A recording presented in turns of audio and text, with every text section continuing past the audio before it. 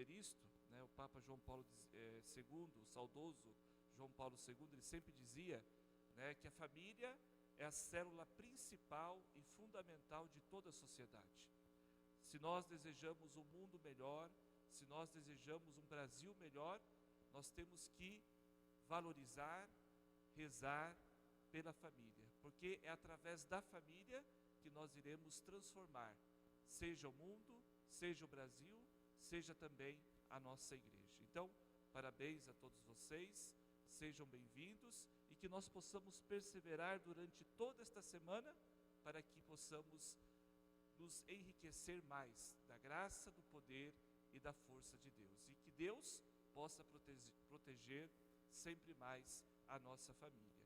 E no final de cada noite de encontro, né, eu ou o Padre Alberto, nós estaremos dando também a bênção do Santíssimo, para fechar cada noite com chave de ouro, recebendo a bênção do próprio Jesus. Então, Deus abençoe a todos, e eu passo agora o microfone para o casal.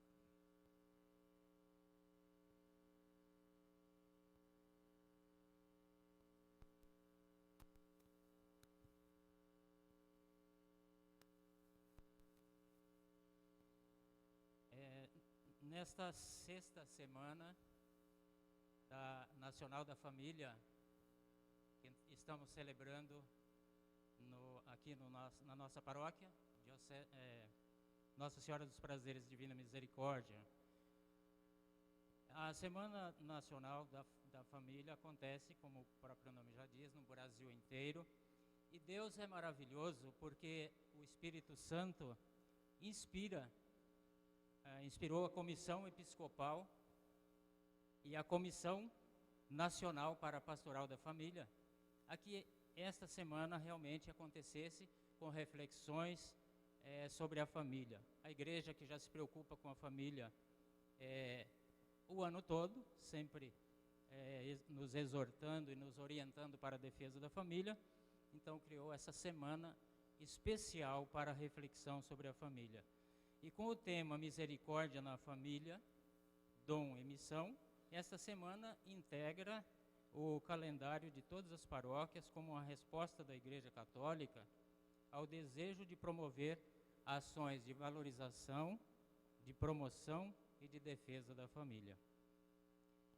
Nós estamos felizes por celebrar esta semana da família, e é maravilhoso sentir dentro da igreja o apoio que existe entre as comunidades, né? Entre as paróquias, e nós contamos no dia de hoje, na noite de hoje, para esse primeiro dia, com a presença e a colaboração fraterna do casal Leonardo e Viviana, que falarão para nós sobre o perfil mariano da igreja. Vamos ficar de pé e acolhê-los para esta reflexão desta noite.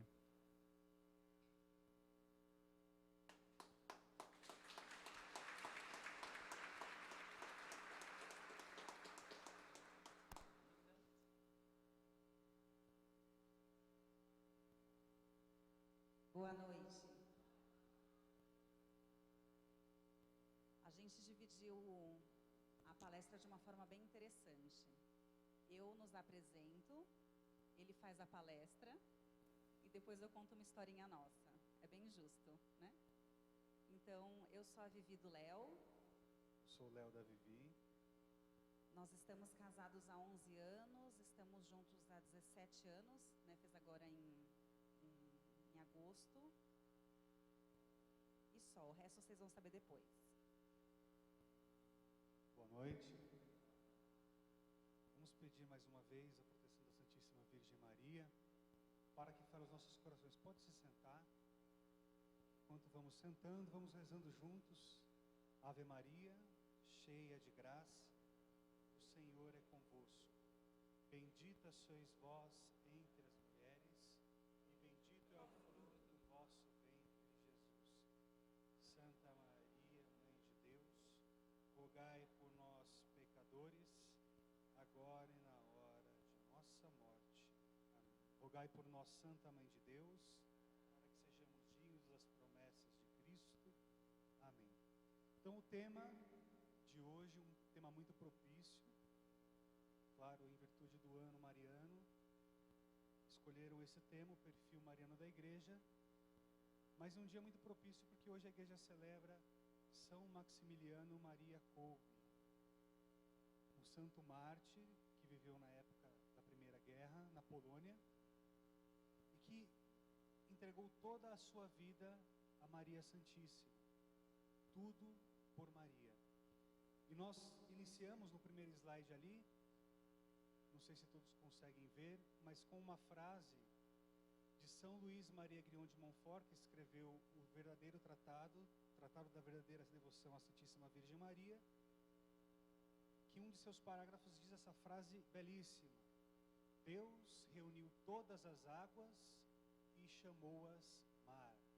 Reuniu todas as graças e chamou-as Maria. Para falar sobre o perfil mariano da igreja, é importante entendermos que a nossa igreja é uma igreja apostólica fundamentada nos apóstolos.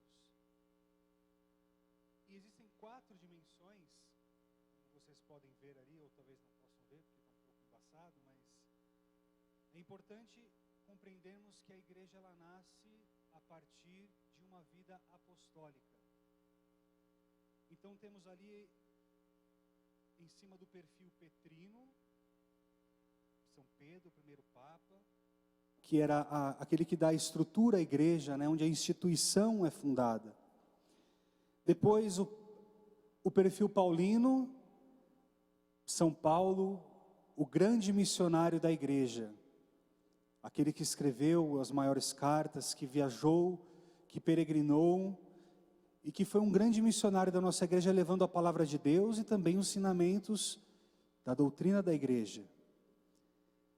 Depois o perfil joanino, de São João, aquele que amava e compreendia o amor de Deus, aquele que escreveu na sua primeira carta, no capítulo 4, aquele que não ama, não conhece a Deus, porque Deus é amor.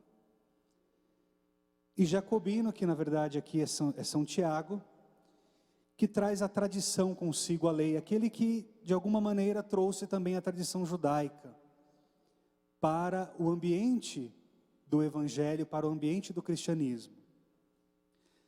Mas todos esses perfis só foram possível, e só é possível um perfil petrino, joanino, jacobino e paulino por causa de uma mulher, que dá à nossa igreja o formato que a nossa igreja tem hoje. A igreja é a mãe igreja. E quem dá esse perfil é a Santíssima Virgem Maria. Todos os princípios fundamentais da igreja partem do seu fiat, do seu sim, do faça-se. Sem o sim de Maria não haveria igreja. A resposta de Maria se prolonga na história com o nosso sim. Veja como é importante compreendermos que o sim de Maria não se encerra naquele momento em que ela encontra com o anjo, mas ele se prolonga através do meu sim e do seu sim, no nosso batismo. E claro, o nosso sim diário, abraçando cada vez mais as promessas que fizemos no nosso santo batismo. Então o princípio mariano abraça todos os outros. É em Maria que se unem todos os perfis da igreja, como nós já vimos. Agora falando um pouquinho sobre o perfil mariano. Nós já sabemos quem é Maria. Maria é a mãe de Jesus e mãe da igreja. Por que Maria é mãe da igreja? Porque Cristo é a cabeça da igreja. Você é mãe só da cabeça do seu filho? Não. Você é mãe de todo o corpo. Nós somos o corpo. Então, Maria é mãe da igreja. Nós sabemos quem é Maria, mas como é É isso que nós vamos tentar hoje, compreender um pouquinho. Mas como é essa mãe? Como é Maria? Quais são as suas características essenciais? O que devemos imitar nela? Por que imitar? Santo Agostinho diz que o resumo da religião consiste em imitar aquele que nós honramos. Você honra a Santíssima Virgem Maria, sim ou não? Sim. Então, nós devemos honrar imitando essa mãe. É assim que nós honramos a quem nós amamos, imitando. E por que ela é o molde dos santos? Nós também vamos compreender por que Santo Agostinho também vai dizer que Maria é a forma dos santos, é onde os santos são moldados. Mas como estamos na Semana da Família, é importante entendermos o seguinte, que antes de toda a história que nós conhecemos, bíblica, de Maria, Maria também viveu numa família. Ela foi confiada a um casal, e um casal muito piedoso, um casal que conhecia as leis de Deus e que viviam muito as leis judaicas, ao ponto de, perdemos a imagem, mas ao ponto de Maria, pequenina, aprender como era a vida judaica daquele tempo, através das Sagradas Escrituras, da Torá. Veja só, naquela época, uma mulher ter o conhecimento bíblico era raro, mas Deus confiou. Olha ali, temos a imagem de Maria aqui com o seu pai e a sua mãe, e ali no cantinho, Santa Ana, aqui São Joaquim e Santa Ana com a Bíblia ensinando Maria. Quer dizer, Maria, ela cresceu em um lar religioso. Ela já foi aprendendo com os seus pais a ter essa experiência. Como nós somos chamados também, como pai e mãe, iniciarmos os nossos filhos na fé. Muitas vezes nós terceirizamos para os catequistas da igreja a fé dos nossos filhos, a catequese, os ensinamentos, quando na verdade os principais catequistas dos filhos são os pais. É nesse convívio familiar, é nessa célula, como o padre disse, nessa célula da sociedade, onde São João Paulo II vai dizer que é a igreja doméstica, que nós devemos, enquanto família, enquanto pai e mãe, educarmos os nossos filhos. Então eu coloquei essa imagem para dizer que Maria não caiu de paraquedas na história da salvação. Ela era alguém que conhecia a tradição, alguém que esperava o Messias, e que era uma mulher, uma jovem muito temente a Deus.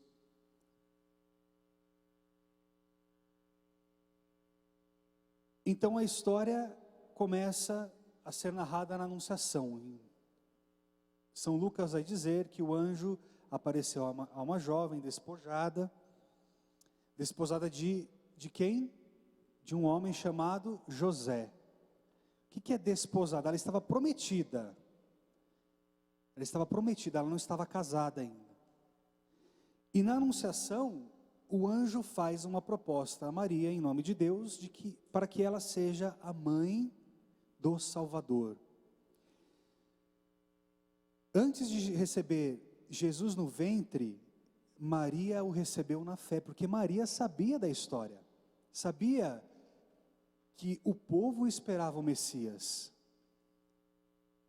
Por isso que ela não hesita em dizer o seu sim. Porque o anjo não apareceu para uma qualquer, apareceu para alguém que conhecia, que tinha uma intimidade com Deus. Porque veja só, se aparece um anjo aqui para a gente, o que a gente faz? Sai todo mundo correndo da igreja, né? A gente nunca viu um anjo. Eu pelo menos nunca vi. Muitos santos tiveram essa vida mística de ver anjos, né? Por exemplo, o próprio São Pio de Petrautina via Jesus, via Maria.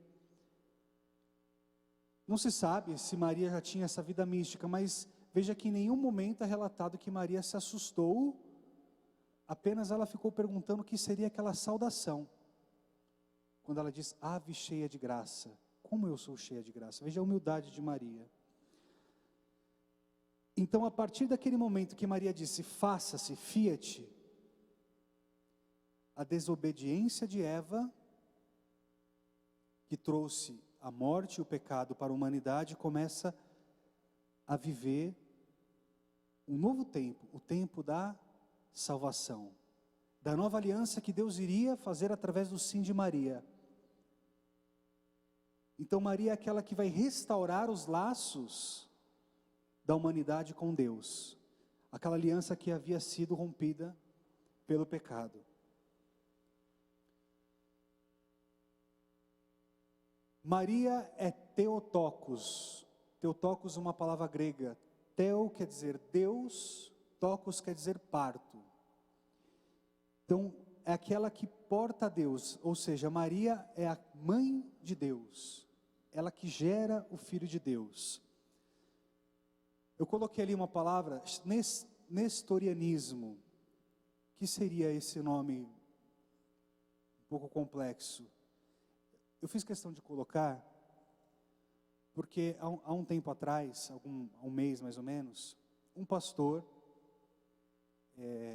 polemizou nas redes sociais, dizendo que Maria não era virgem e que Maria não era mãe de Deus.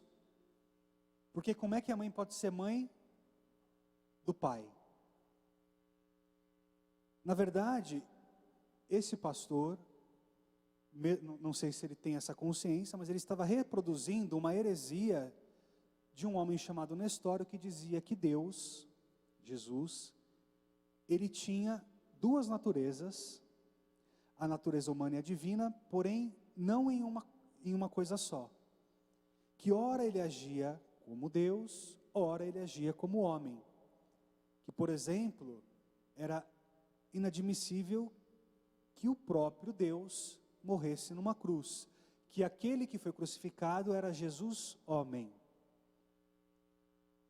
Então a igreja combate, isso logo nos primeiros séculos, combate essa heresia, dizendo que não, Jesus é verdadeiramente Deus, Ele é o Verbo encarnado, e é o próprio Deus que se deu por nós na cruz. Porque se fosse só o Jesus homem que se desse por nós na cruz, não haveria salvação.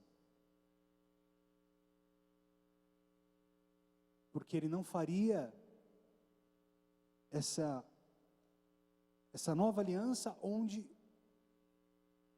a morte é vencida na cruz e pela sua ressurreição. Então é daí que nós temos que Maria é a mãe de Deus. Maria é mãe de Deus, nós devemos defender isso. Porque existe, claro, uma influência protestante no nosso meio também, convivemos com muitos irmãos protestantes, mas nós precisamos saber as verdades de fé, até mesmo para educar os nossos filhos. Eu me lembro que, quando eu era jovem, a minha irmã queria ir com a minha prima a uma igreja evangélica do Evangelho Quadrangular, e meu pai, ele foi incisivo e disse, não, você não vai na igreja, não vou deixar você ir. E muitas vezes nós ficamos assim, mas será que eu devo obrigar o meu filho a ir na escola, a ir à igreja, a ir à missa? A pergunta que eu faço, você não obriga o seu filho a ir à escola? Você não exige do seu filho uma formação profissional, quanto mais espiritual, que é o que vale. Porque a vida eterna, ela é eterna. E essa vida é passageira. Então eu me lembro que naquela época foi uma discussão muito grande, mas o meu pai foi firme no propósito ali e não deixou a minha irmã participar daquele culto.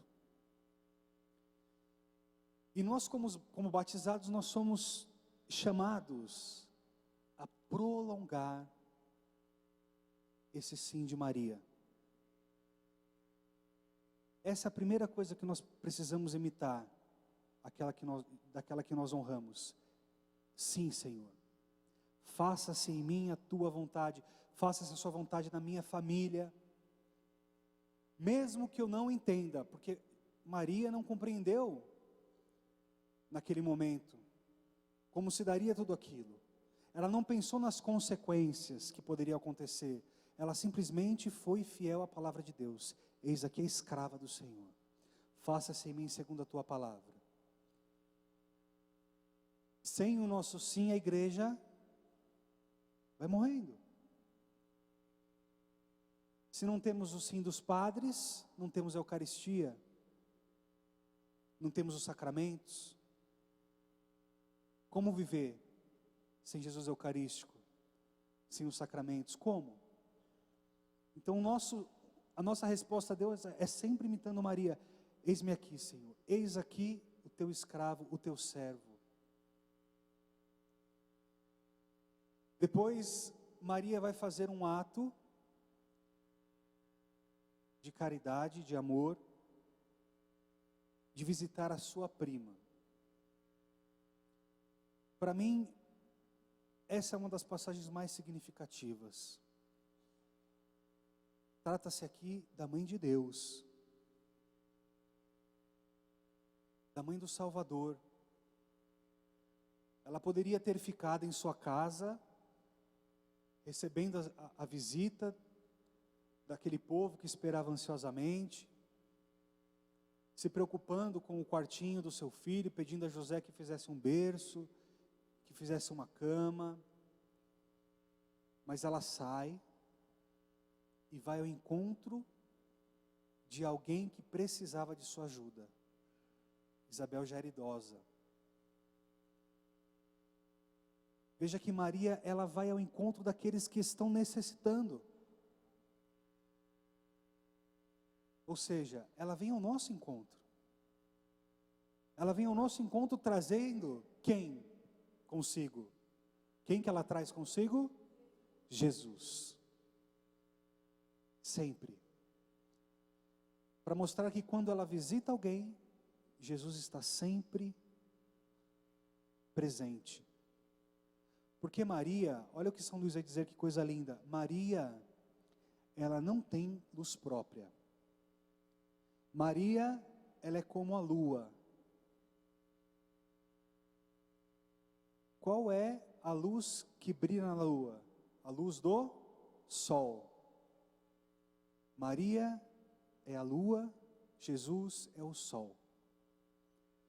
E São Luís vai dizer, eu não consigo olhar para o sol.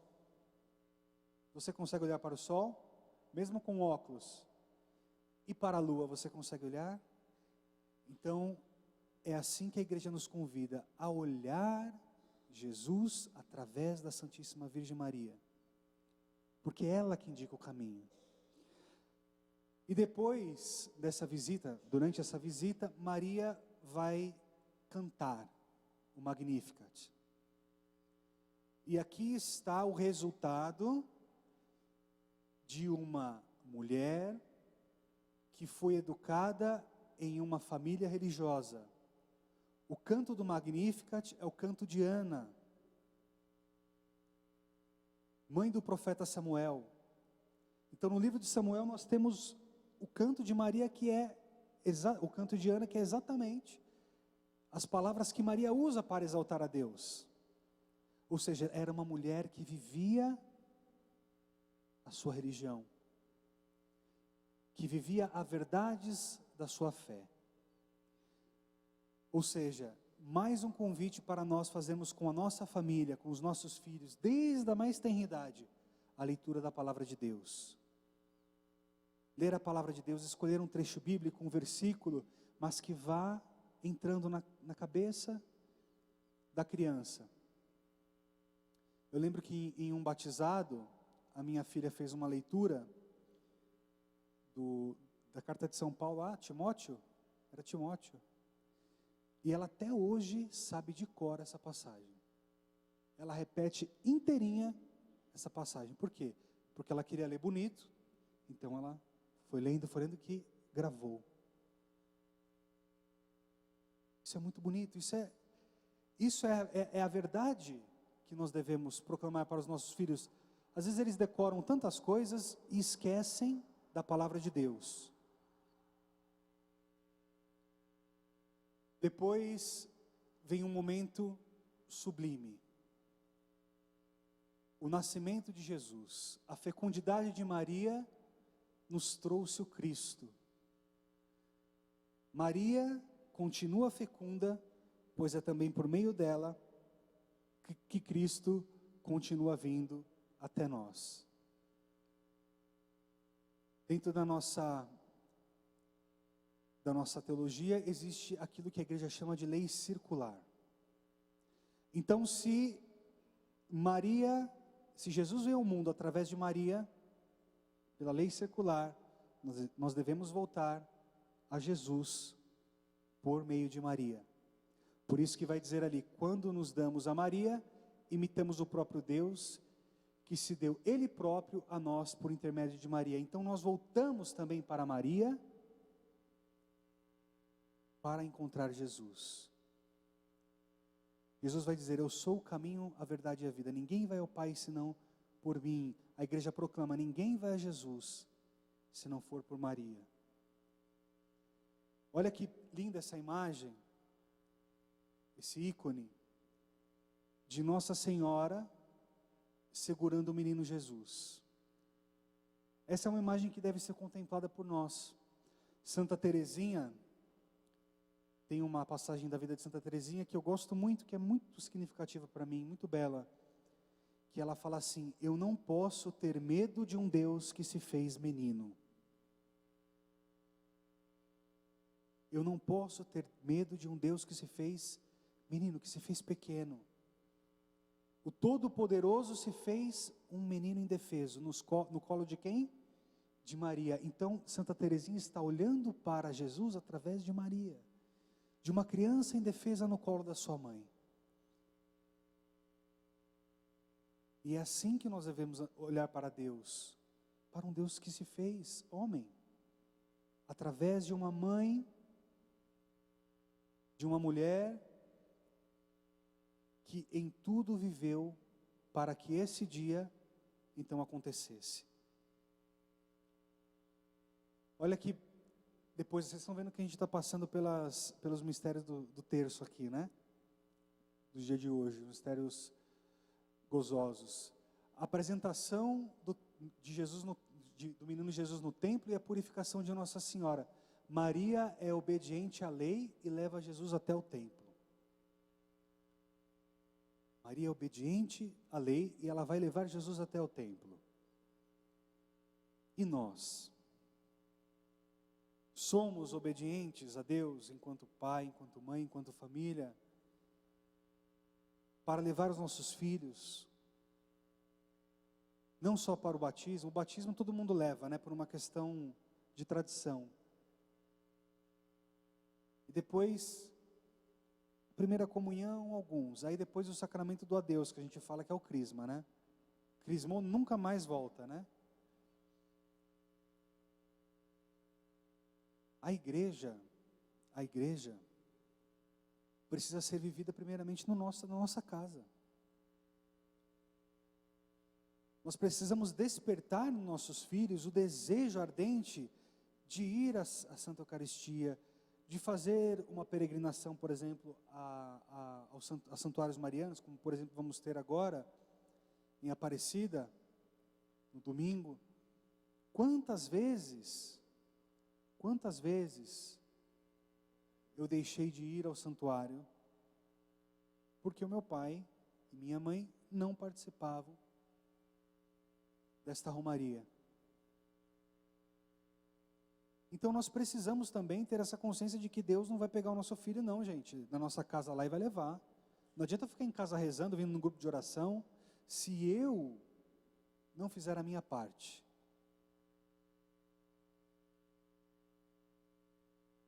No tempo acontece uma coisa também muito importante para a história da igreja e para a nossa história, que são as palavras do velho Simeão: uma espada transpassará a tua alma.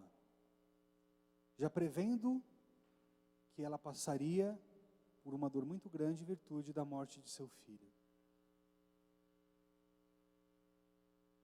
Maria, Nossa Senhora das Dores, como ela também é intitulada, é aquela que soube viver o sofrimento. E nós? Nós queremos imitar Maria, sim ou não? Se nós queremos imitar Maria, então nós também precisamos abraçar os sofrimentos que nos são dados. Nós precisamos abraçar a nossa cruz.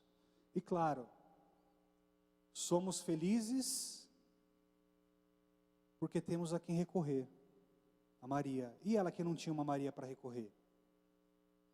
Santa Teresinha vai dizer, né? Que ela era muito mais feliz do que Maria, porque ela tinha uma Maria para chamar de mãe, e Maria não tinha uma Maria para chamar de mãe. Então é um momento que a gente sente a nossa dor, mas recorremos a quem? Aquela que sofreu até o fim.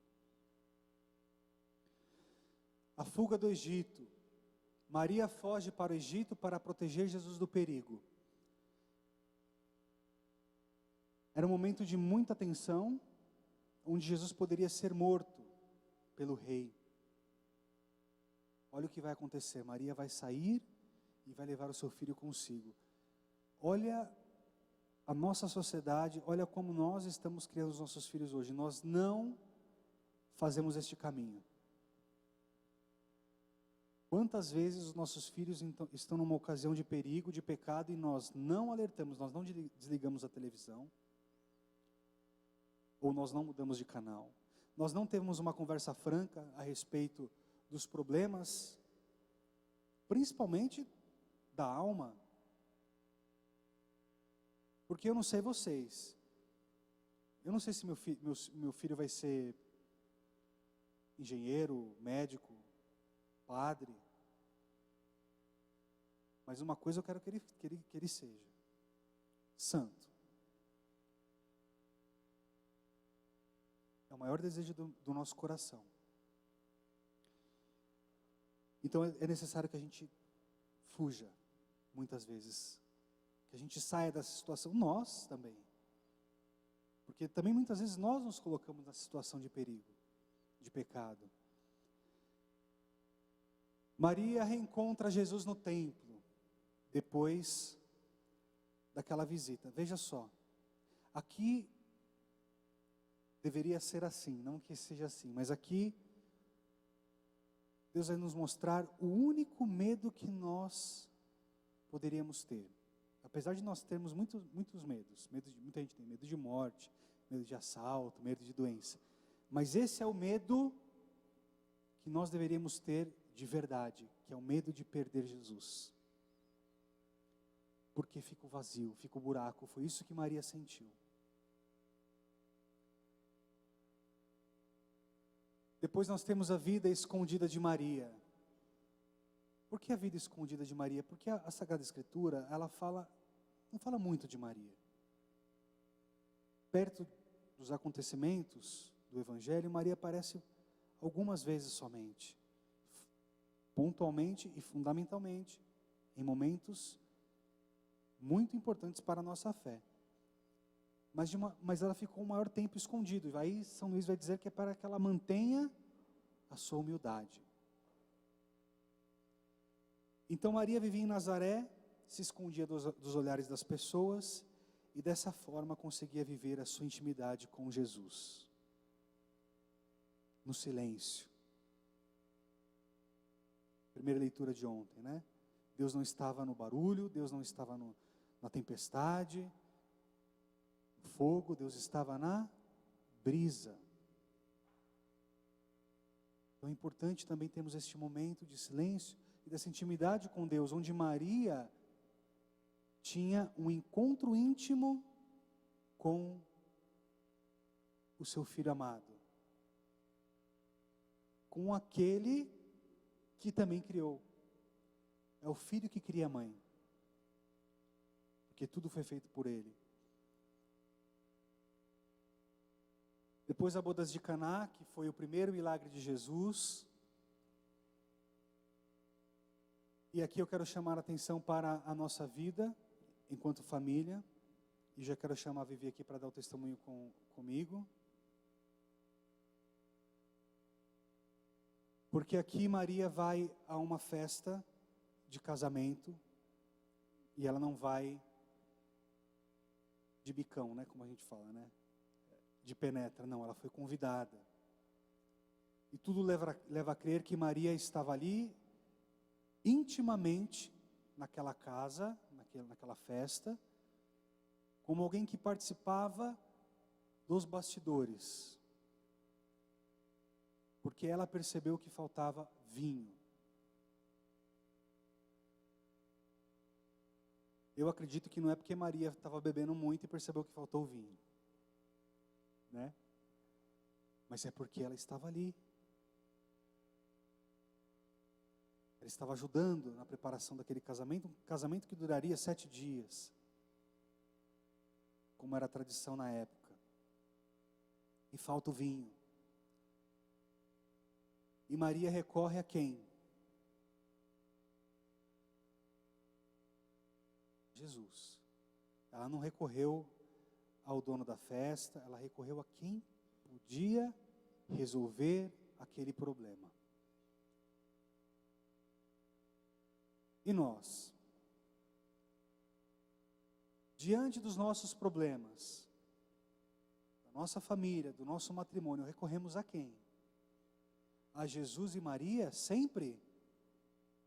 Ou muitas vezes nós demoramos para perceber que nós temos ali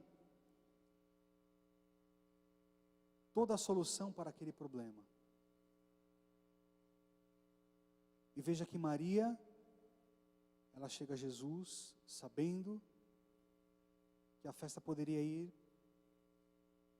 para o buraco, a bancarrota, quer dizer, todos os convidados ali seria um vexame, uma humilhação para aquele casal.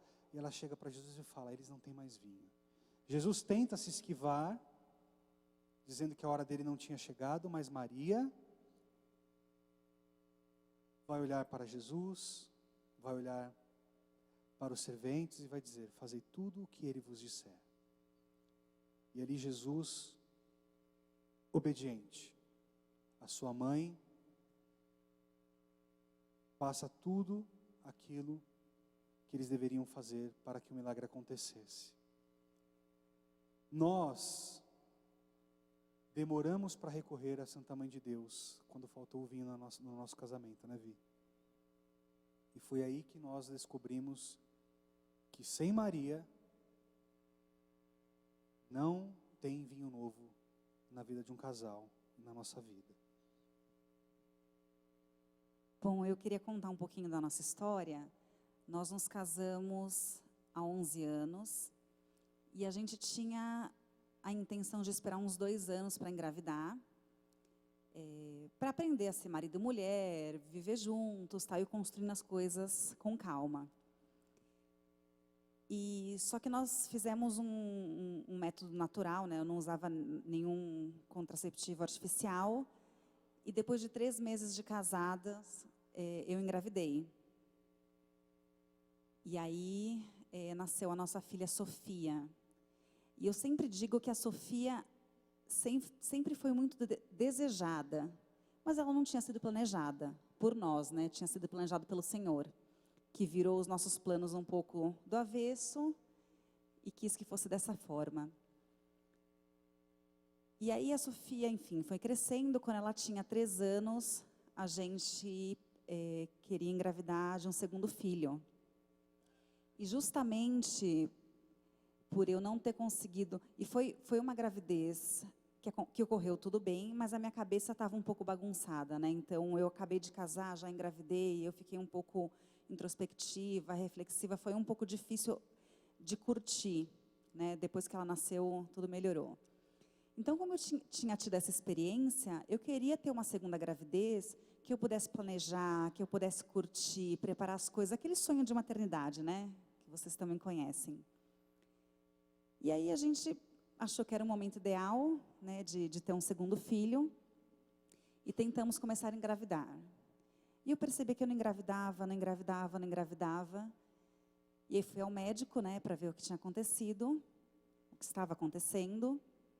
E aí, na época, eu estava com ovário policístico, enfim, algumas outras complicações, não estava ovulando. E comecei a fazer um tratamento, né, para ajudar na ovulação, enfim, um acompanhamento. Fiquei bastante tempo, né, nesse processo. E eu sempre, naquela época, eu sempre gostava de ter muito controle sobre as coisas. Então, quando as coisas saíam do meu controle, aquilo me desesperava, né? Eu tinha uma dificuldade muito grande de entregar as coisas na mão de Deus e deixar Ele conduzir. Então, era do jeito que eu tinha planejado, e se saísse daquilo, dava problema. E aí eu não consegui engravidar, e foi cada vez eu fui me maltratando, né? Porque eu sofria demais com aquilo. Até que chegou um momento que eu engravidei. E aí nós ficamos todos felizes, fomos fazer exame, fomos no ultrassom, escutamos o coração do bebê, aquela alegria toda. Até que a gente descobriu que aquela gravidez era uma gravidez ectópica, então o bebê tinha parado na trompa, é uma gravidez que não evolui. E aí a gente não teve, né, aquele filho, não, foi uma gravidez que não evoluiu. Eu tive depois que fazer um procedimento cirúrgico. E o médico falou assim para mim, olha, eu aproveitei para fazer uns exames, tal, e as suas trompas estão obstruídas.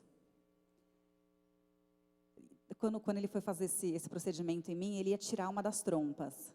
Eu lembro que eu bati o pé, eu falei assim, a trompa é minha, você costura, faz o que tiver que fazer lá, mas a trompa fica. E bati o pé e a trompa ficou. Então, eu fiquei com uma trompa remendada e uma outra que estava obstruída.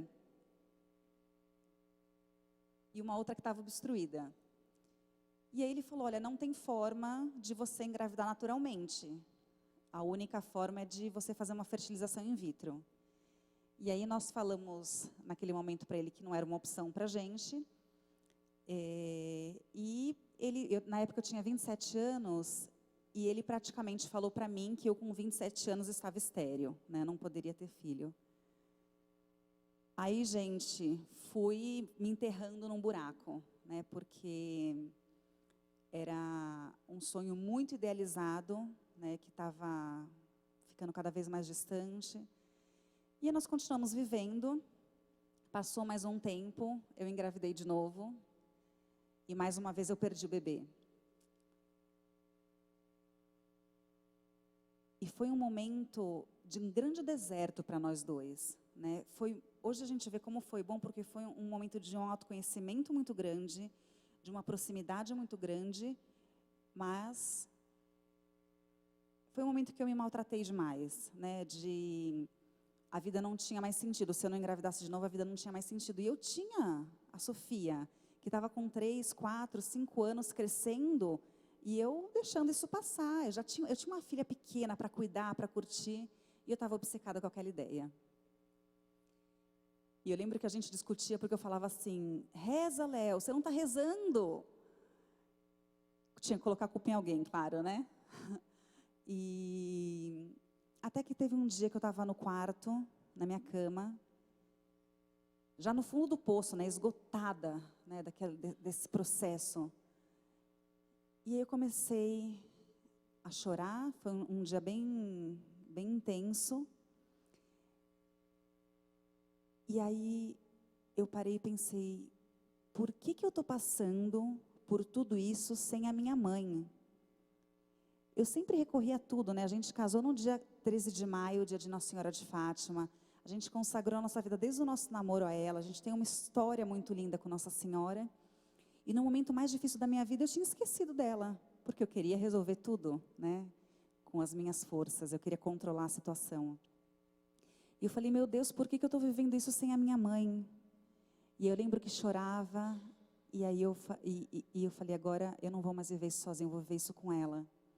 E eu tentava rezar, e eu falava, mãe, e não conseguia falar mais nada. Aí eu tentava de novo, mãe, e não conseguia falar mais nada. E fiquei nisso, eu só conseguia falar mãe. Mas eu não tenho dúvida alguma de que ela me entendeu como nunca antes. Eu não precisava falar mais nenhuma palavra. Só por chamá-la, só o olhar dela de mãe, que já entende o que o filho precisa, me acolheu e eu senti aquele colo, aquele afeto. Então eu me decidi. Eu falei, agora o negócio é com ela. Eu fiz até uma brincadeira, que eu rezava muito para engravidar, para Deus me dar essa graça, e ele não estava me escutando. Então o meu negócio agora era com a mãe dele. Eu falo isso brincando, gente. É claro que a nossa fé é cristocêntrica, né? Maria é só a seta que indica o filho. Mas eu me apeguei a ela e eu falei, agora o negócio é com ela. E aí, em seguida, a gente já tinha se inscrito num retiro, né, fora de São Paulo, um retiro de casais. E aí fomos nesse fim de semana. E quando eu cheguei lá na igreja, na capela, tinha uma imagem grande assim, né, atrás do altar, de Nossa Senhora Auxiliadora. Eu falei, nossa, tá ficando interessante o negócio. E aí, enfim, rezamos o fim de semana todo, foi um retiro maravilhoso. No último dia, teve uma missa de encerramento, e aí o padre e o pregador, eles falaram assim, olha, se tem alguém que está querendo engravidar e não consegue, vem aqui no altar que nós vamos rezar por esse casal. E aí na hora eu pensei, nossa, ela é boa e rápida, né? E aí eu lembro que eu, entrando na fila para ir pro altar, foi a primeira vez que eu tive coragem de dizer, Senhor, eu me submeto totalmente à sua vontade, seja o que for. Eu já não quero mais ficar apegada àquela minha vontade infantil, birrenta de bater o pé dizendo eu quero isso. Eu quero viver na sua vontade. Então, que esse momento não seja para pedir um filho, que seja um momento de cura, para eu me curar de toda aquela história, né, de ter me maltratado tanto, de ter, enfim, querendo ser Deus de mim mesma, né, não deixando Deus ser Deus da minha vida. E fui rezando tal. E nós chegamos no altar, e aí o padre nos abraçou e falou para a gente fazer uma oração, repetir uma oração. Eu lembro que a gente chorava tanto que a gente mal conseguia repetir, né? Não era só eu não, tá, gente? Esse aqui chorou bastante também. E aí o padre falava assim, falava e a gente ia repetindo, Senhor, eu te entrego esses bebês que nós perdemos para o Senhor cuidar aí no céu. Mas te pedimos que o Senhor mande outros bebês para a gente cuidar aqui na terra. E a gente, da forma que deu, a gente repetiu aquilo. Quando a gente estava descendo, o pregador apontou assim para a gente e falou, vocês não vão mais perder. E eu só queria ir para o meu cantinho, no meu banco, lá no final da igreja, ficar quietinha lá. E aí, eu indo para o meu lugar no banco, uma irmã da comunidade me parou e falou assim, olha, quando você engravidar... Gente, ninguém sabia da história, ela não me conhecia. E ela falou assim, quando você engravidar, a primeira coisa que você vai fazer é consagrar seu filho a Nossa Senhora. E aconteceu que a gente tinha uma viagem planejada já, né, com os amigos. A gente ia fazer essa viagem. E naquele mesmo ciclo, eu voltei grávida da viagem.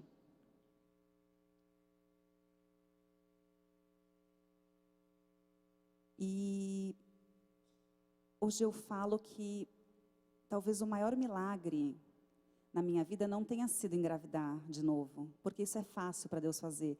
O maior milagre na minha vida que minha mãe me deu foi a transformação do meu coração.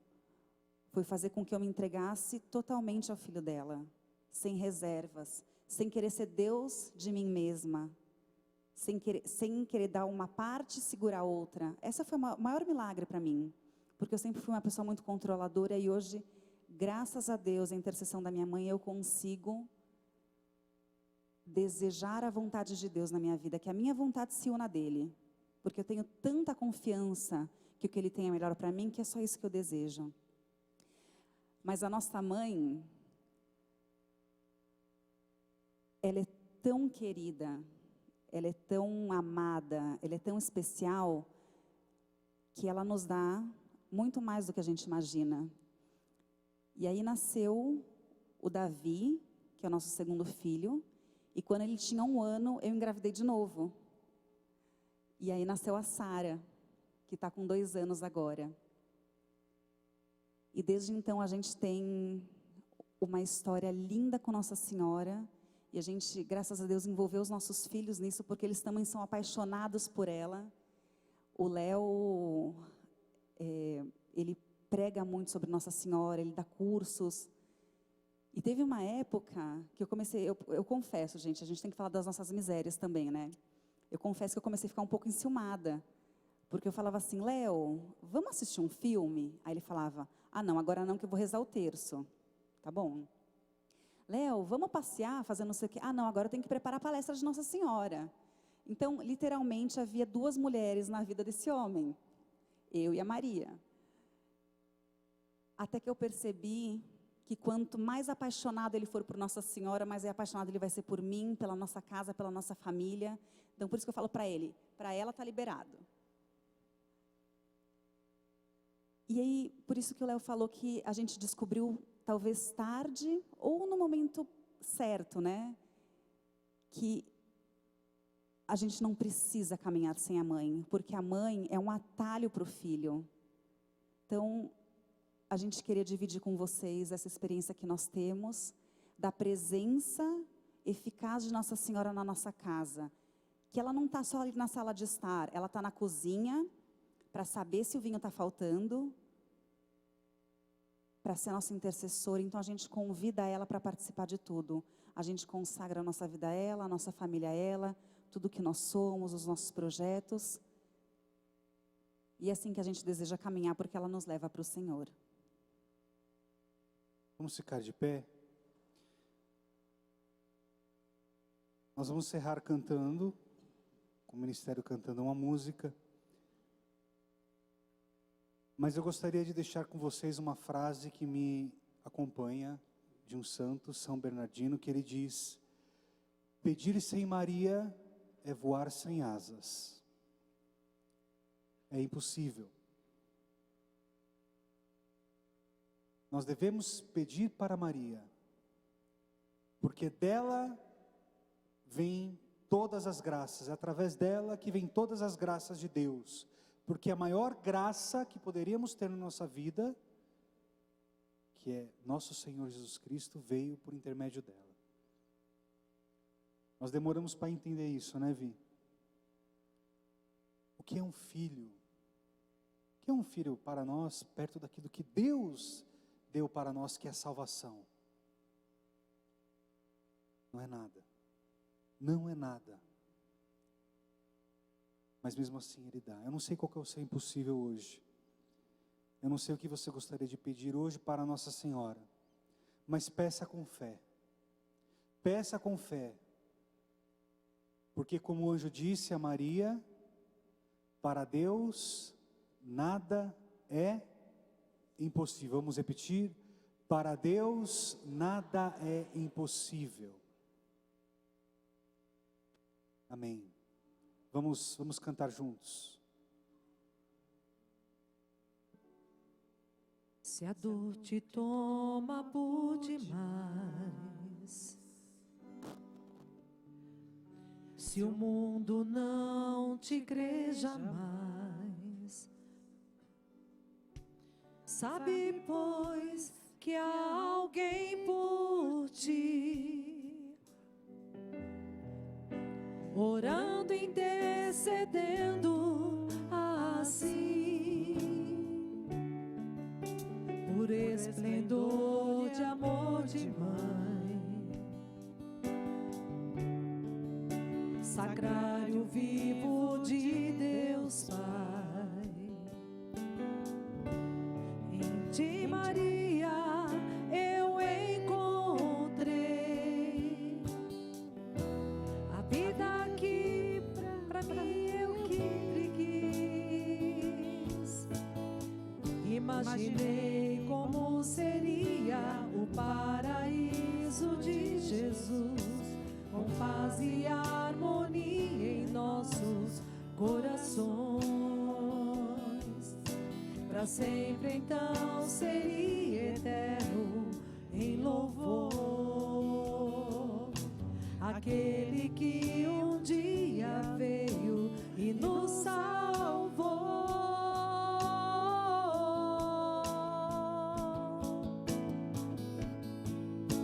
Ó Mãe Santíssima, me leva a Deus e para sempre exultarei com cantos, terros de louvor, buscando a salvação. E nesta hora em que eu te rogo aqui, dentro em meu peito esta vontade de te conhecer, Maria, tu que és porta do céu. Ó Mãe Santíssima, me leva a Deus e para sempre exultarei com cantos, terros de louvor, buscando a salvação. E nessa hora que eu te rogo aqui, dentro em meu peito esta vontade de te conhecer, Maria, tu que